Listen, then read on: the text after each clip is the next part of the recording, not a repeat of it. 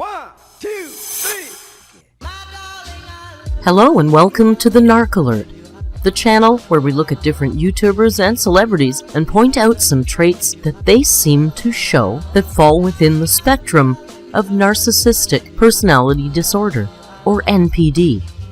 Please do not send any snark to our subjects.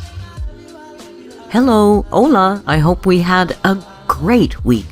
It's Sunday, maybe. So it's time to put on our pajamas and get settled in for Sunday Stories. Tonight's creepy tale is brought to us from SAIMCHEEBA and Wattpad. I think it's quite a bit creepier than last week, and it's certainly better written. I hope you enjoy it. Are you all cozied up? Then I think it's time for story time.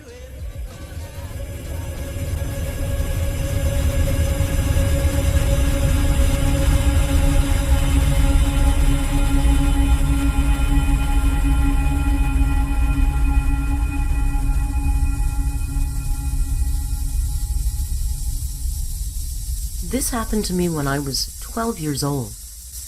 The incident is the reason why I've been in therapy for almost 2 decades, and I apologize if it causes you to grow a significant case of paranoia as well. I was a very playful child. My days were filled with riding my bike, and I was on good terms with everyone in the neighborhood. A few blocks from my house lived Mrs. Jan, whom I was very fond of. She was an excellent cook, and she would invite me in whenever I was around. One day, I was on my way toward Mrs. Jan's when I thought I saw someone by the bushes. It was an unusually quiet day. There was nobody else on the street, and as I thought over this, I looked up to see a man by the end of the garden. His face couldn't be seen, and the sun was directly behind him. I waved with my usual sense of cheerfulness, but he just stood there, as if he was waiting for me to come to him. We both eyed each other for a moment, before I slowly rode my bike away. By this point I was feeling uneasy. Why would a man be following me in this time of day? No sooner had these thoughts started to dominate my mind, did I hear another sound from behind. It was him. Something told me what he wanted was to get me as far away from my neighborhood as possible. I jerked my head back to see the figure running towards me. He had his arms outstretched as if he was wanting to grab and lift me. I climbed on my bike and I tore down the street. My ears were ringing with terror. I hoped to see an adult nearby, and I saw one. It was Mrs. Jan. She was hunched over at the base of her house by the basement window. I jumped into her yard, startling her.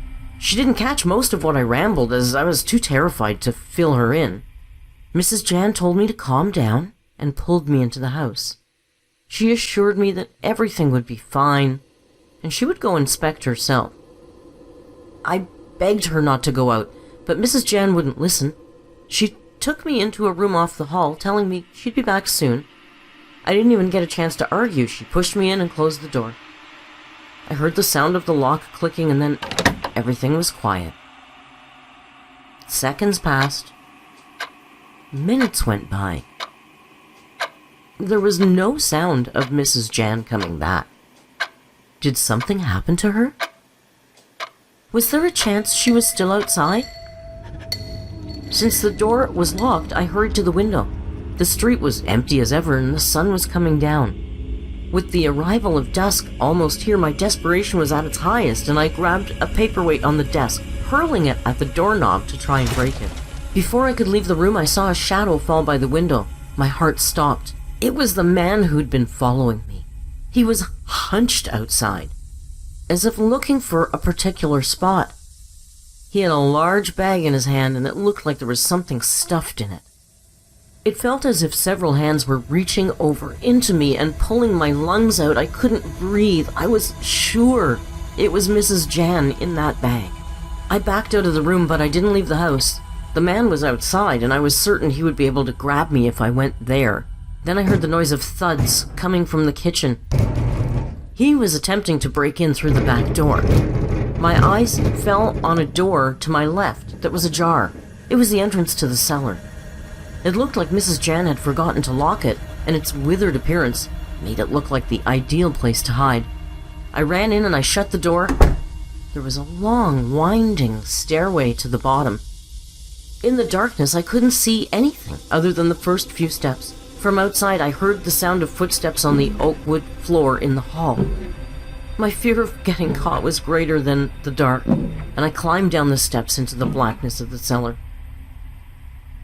I had no clue how large the place was, but at the very end there was a small gap I saw some feet above my head.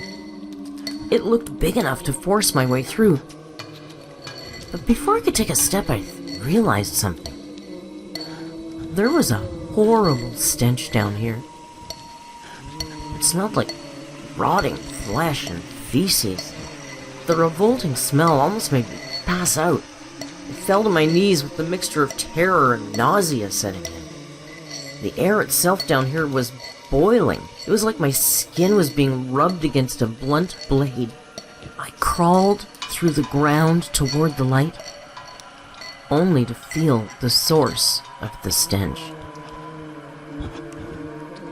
The floor was littered by what felt like human excrement. No matter where I placed my palms, I could feel the warm, disgusting muck in my hands. I vomited out my nausea, although that would have been the cleanest thing down here. Finally, I reached the opening, but realized it wasn't big enough to fit me in. Clawing at the gap helped in breaking off a section of the wood, and my eyes were met with the blazing light of the soon-to-be-setting sun. I'd recovered from this for barely a second when I froze dead where I stood. There was the sound of breathing next to me. Slowly, I lowered my hands from my eyes, and I shrieked. There was at least 10 people in the cellar. One of them stood directly next to me, and I saw his sunken face light up in a kind of sick happiness. All of them were thin, ragged, filthy. Each person had the same look of ecstasy that they directed at me. The one by my side, on whose face the sunlight fell the brightest, reached out and placed a dirty hand on my shoulder, his rotting teeth spreading into a snarling sneer, or so it looked. People moaned in unison, and I was expected to understand what languages they spoke. I regained my senses and I ran for the stairs. Before I reached the landing, I tripped over something metallic. It was chains. They spread from the center to the feet of every person there. They couldn't move. I rushed to the top of the stairs and I burst out of the cellar, returning to the room Mrs. Jan had locked me in. But I wasn't the only one there. And it wasn't the man that had followed me, nor was it any of the people that I'd seen in the cellar. It was Mrs. Jan. She had her back turned to the door and was reading something off the wall that was exposed from tearing open the curtains. Mrs. Jan was muttering something under her breath like a lullaby. He'll be ours. We'll be together forever. He'll be ours. We'll be together forever. Be together forever. We'll be together forever. Forever. After everything I'd seen, I didn't know how to react. Mrs. Jan? She did a slight jump, which I wasn't sure was in fright or a deliberate act that only made me more scared to be there. Mrs. Jan swiveled around, and I saw her face. Compared to before, her appearance was even more prim and proper, as if she'd taken the time to comb her hair as tightly as possible and worn that happy expression the best she could. "Oh, hello, sweetie!" Mrs. Jan threw her hands in the air. However, my trepidation was too high and I backed away, causing her to stop in her tracks. "Oh, don't be worried, dear. I wanted it to be a surprise, you see." She moved a little, enabling me to see the wall. It was plastered with paper clippings, most of them so old they were peeling away. Mrs. Jan noticed where I was looking, but I'd seen enough. The face at the top of the wall was the one that had been so close to mine mere minutes ago, down in the cellar. and according to the clipping, he'd been missing for 7 years. I could feel the tears running down my face as I tried to contain the tremendous urge to cry. I turned around, only to feel the air knocked out of me after colliding with a giant of a man. The man who had been following me was here. "Oh, how lovely! I see you've met my husband, too," said Mrs. Jan, laughing as if this was the happiest family reunion. "Jed, darling, why don't you take him down to meet his new brothers and sisters?" I looked up, horrified, into the man's face. He grinned, perhaps thinking he looked fatherly, but to me, he looked like a monster, rejoicing at catching his prey. The next second, I was being gagged and forced into the doorway of the cellar. I tried fighting, but the man was too strong. The darkness greeted me, as if welcoming me into my new home. Then the front door thumped, and I heard the sound of 2 men calling Mrs. Jan. She hurried to answer, and just when she opened the door a crack, I was able to free myself. I ran for the door, running into the arms of the men on the other side. To my surprise, they were policemen. The next several moments went by in a blur as the men drew their weapons on Mrs. Jan and her husband. The husband even attempted to attack the men, but was ultimately taken down after being threatened by the policemen's guns. Mrs. Jan, on the other hand, complied quietly and told the officers she expected to be brought back soon so she could feed her children. I was taken to the hospital where, after a few days of intense psychiatric evaluation, I was allowed to return home. I found out the truth about everything that happened. Mrs. Jan and her husband were serial kidnappers who had abducted 10 children over the last dozen years and kept them captive in their cellar. The children were kept in chains for the entire time they were there, and it had been their excrement that I had been trudging in. Jed, the husband, had planned to follow me the way toward Mrs. Jan's house, knowing I trusted her.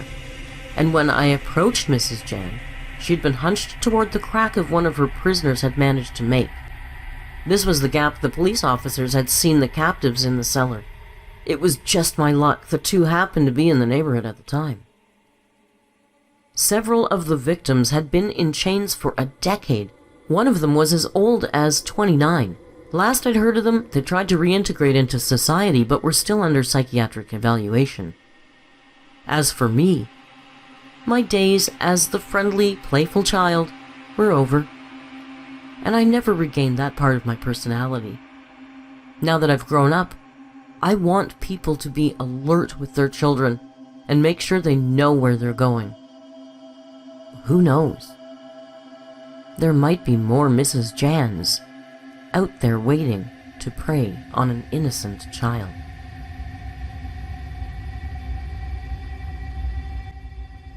Ooh, that's a little unsettling. Better go watch some cat videos so we don't have nightmares about Mrs. Jan. Thank you so much for watching. I'd love it if you'd subscribe, click like if you like, and don't forget to leave a comment. Also, please check out our membership offer and see if becoming a member of the channel works for you.